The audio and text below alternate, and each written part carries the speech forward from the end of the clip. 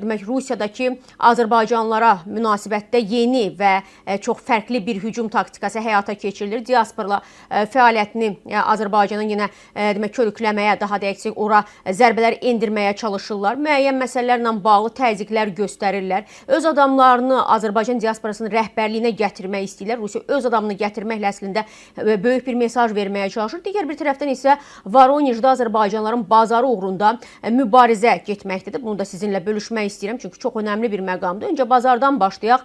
Alekseyevski bazarının sahibi yayda həbs edilmişdi. Kriminal lider dedikləri Niyaz Zahidovu Azərbaycandan da deportasiya olunubmuş. Voronejdə yerli xüsusi təyinatların Alekseyevski bazarında keçirdiyi əməliyyat haqda rəsmi xəbərlər azdır. Musavat.com xatırladır ki, əməliyyatın Azərbaycan diasporunun nümayəndələrinə qarşı keçirildiyi deyilsə də yalnız bir nəfərin saxlanıldığı haqda bilgi var. Söhbət Rusiya mediasının yerli kriminal aləmdə əsas fiqur kimi təqdim etdikləri Niyaz Zahidovdan, ruslar Zaidov kimi təqdim edir. Ondan gedir 2 mayor Telegram kanalının məlumatına görə Niyaz Zahidov Voronej vilayətindəki Azərbaycan kriminal aləminin lideri və Alekseyevski bazarının nəzarətçisi hesab olunur. Həbs edildikdən sonra onu polis bölməsinə aparıblar. Oradan onun Rusiya vətəndaşlığı pasportu da götürülüb. Daha sonra isə Zaidov deportasiya olunmaq üçün qeyri-qanuni mühacirlərin saxlandığı təcridxanaya göndərilib. Azərbaycan mənbələrində onun kriminal keçmişi haqqında hər hansı bir bilgi yoxdur. Amma Rusiya nəşrləri iddia edirlər ki, 2005-ci ildə Voronej vilayət məhkəməsi Zahidovu qətlə görə 8 il müddətinə azadlıqdan məhrum edib. Maraqlıdır ki, onun cəzasının Azərbaycanda çəkdiyi deyilir. İddia həm də budur ki, Azərbaycanda Zahidov vaxtından əvvəl azadlığa buraxılıb, hətta bundan sonra məhkumluğu da üzərindən götürülüb.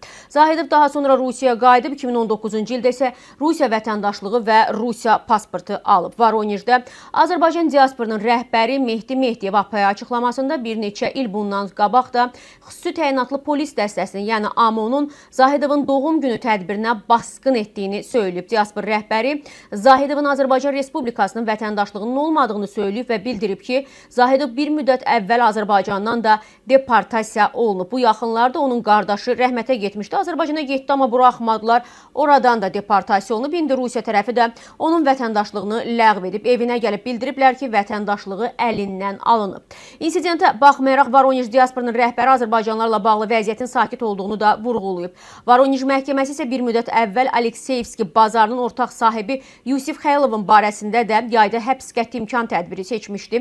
İddialara görə isə iş adamı oğlunu hərbi xidmətdən azad etmək üçün məmura rüşvət verib. Onun sonradan azadlığa buraxıldığı da deyilir. Yusif Xəylov haqqında son məlumatlar yoxdur. Məlumata görə məhkəmə bazarın sökülməsinə qərar versə də hələ də bu bazar işləyir.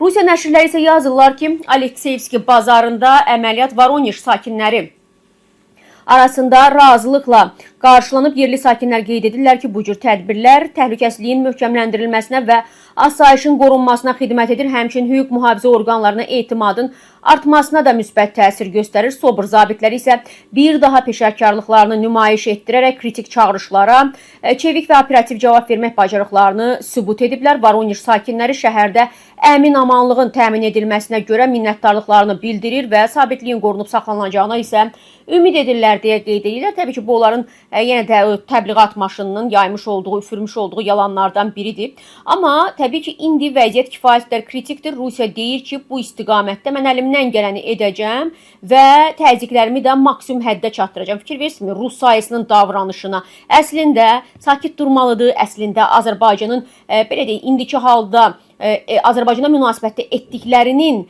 demək daha xəfif şəkildə sonlanması üçün əlindən gələn etməlidir, amma əks hücuma keçir. Amma orada yəni o ən təsirli rıçaq nədir? Oradakı bizim Azərbaycanlılardır. Yenə oralara hücum eləyir. Yenə oradakı hansısa formada təzyiqlərini artırmağa çalışır. Bunların hamısı isə kifayət qədər diqqəti cəlb edən məqamdır və görünən də budur. Hal-hazırda Rusiya heç bir halda güzəşt etməyəcək və ya nə Ukraynaya güzəşt edəcək, nə də Azərbaycanla bağlı məsələdə geri çəkilmək fikri yoxdur. Əksinə, əlindən gələni ən ağır və ən aqressiv formada həyata keçirəcək kimi görünür.